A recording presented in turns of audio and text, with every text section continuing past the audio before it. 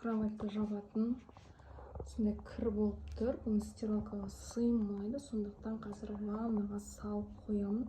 Кешке дейін порошокқа көпіртіп, кірін езіп салып қоятын боламын. Не осылай салып қойған суым қап-қара болды. Қазір осыны кіріп езгілеймін. Кір сабынмен де жуып қойдым.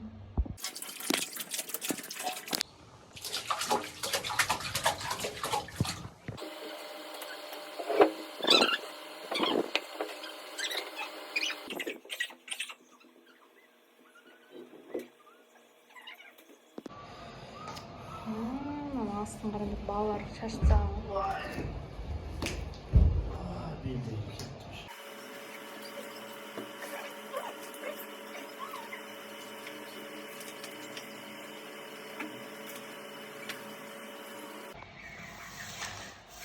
Осылай 2-3 ай сайын осыны астын жинап отырамыз. Балалар осылай заттарын.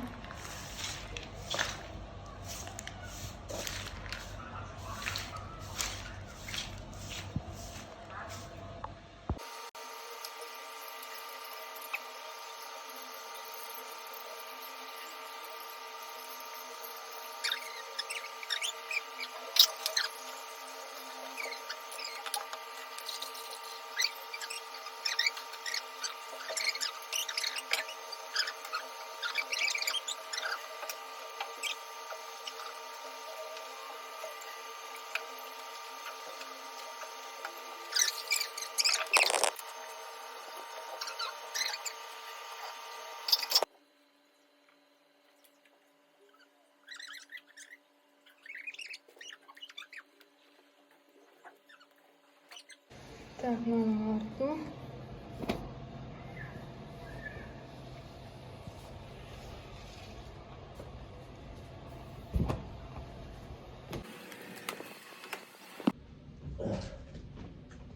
Ана мені қойып па? Үстөліне? Ақпеш дес. Оны ақпеш. Асыл жинап алсын. Ортаға қойып. Сін теппей ма?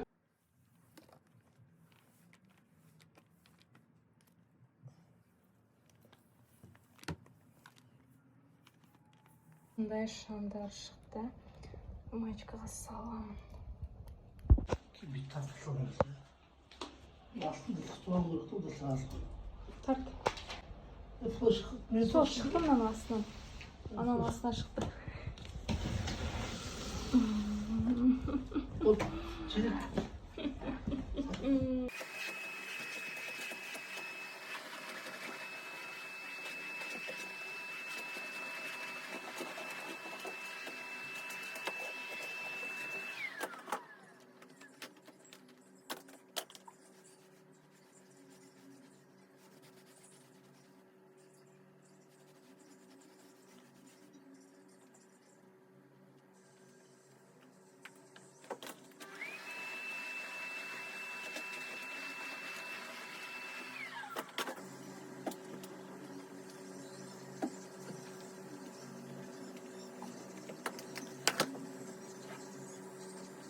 Иә.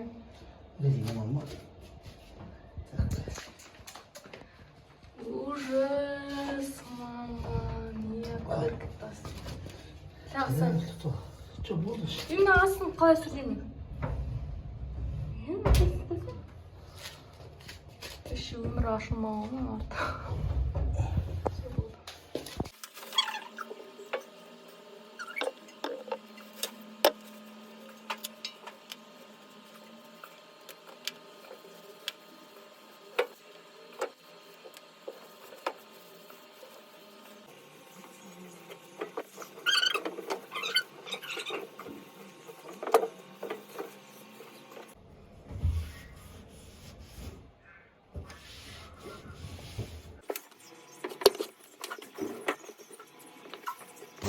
Hazır sütülüp sarı sap koyalım.